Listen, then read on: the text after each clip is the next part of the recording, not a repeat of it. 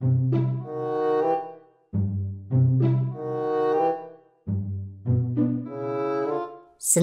तिमीलाई थाहा छ यो आकाश किन निलो भएको?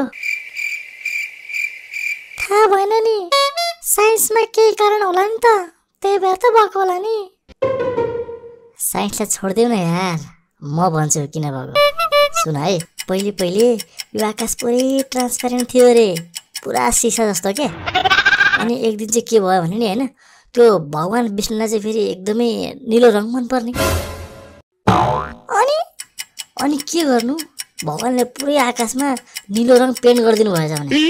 ब्रस त पुरै स्वर्गकै युज गर्नु भएको छ भने, त्यही भएर त्यति साह्रो चम्किलो भएको। ए गोरा, भगवानले पेन्ट गर्नु भएको तिमीलाई कसले भनेर यस्तो कुरा? मलाई यस्तो कुराहरूको ज्ञान त भइहाल्छ नि।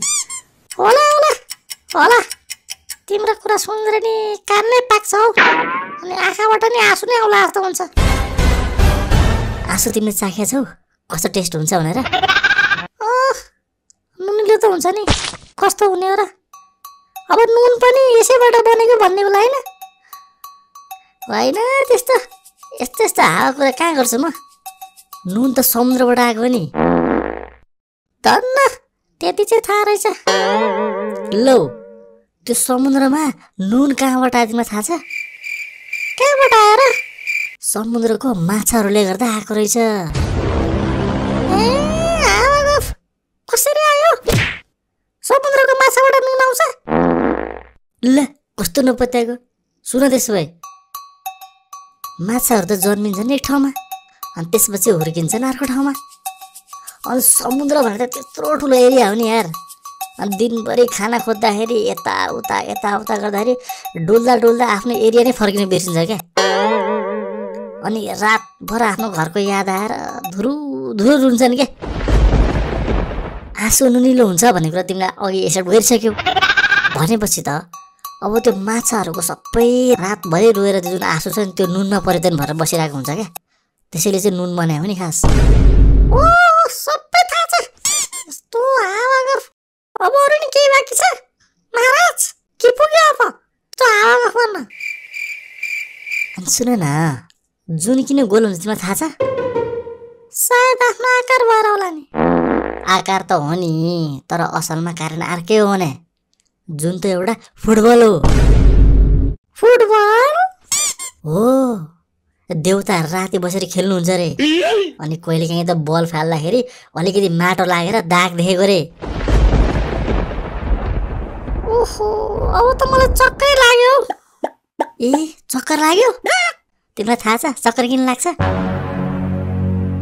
थाहा छैन, अब तिमीले भन। चक्कर लाग्ने मुख्य कारण भनेको हाम्रो खुट्टा मुनिको धरती हल्लिरहेको हुन्छ रे।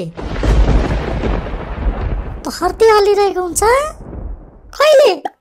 अहिले जुन हामी बसिरहेको छौँ नि, यो बेला पनि हल्लिरहेको छ। तर हामीलाई थाहा हुन्न के, किनकि हामी पनि सँगसँगै हल्लिरहेको हुन्छौँ रे के। जस्तो डुङ्गामा बस्दाखेरि थाहा हुन्न नि हलेको, त्यस्तै हो रे क्या। मलाई लाग्छ अब हामी घर जानुपर्छ। अहिले मैले त तिमीलाई गफ सुनाउनै बाँकी छ यार, भर्खर त सुरु गरिरहेको थिएँ। अनि सुन न, तिमीलाई थाहा छ कमेना किन लाइनमा हिँड्छन्? किरण, मलाई साँच्चै जानुपर्छ, मेरो टाउको दुख्यो। टाउको दुख्यो? तिमीलाई थाहा छ टाउको किन दुख्छ? टाउको दुख्नु मुख्य कारण भनेको नि होइन, तिम्रो दिमागमा धेरै कुराहरू घुमिरहेको छ अरे के। अनि त्यो घुम्दा आपसमा ठोकियो रे के, त्यही भएर दुख्या हो रे के। तिमी बरु केही बेर शान्त भएर बस क्या, अनि सबै ठिक हुन्छ। अनि सुन न, तिमीलाई थाहा छ किन मान्छेहरू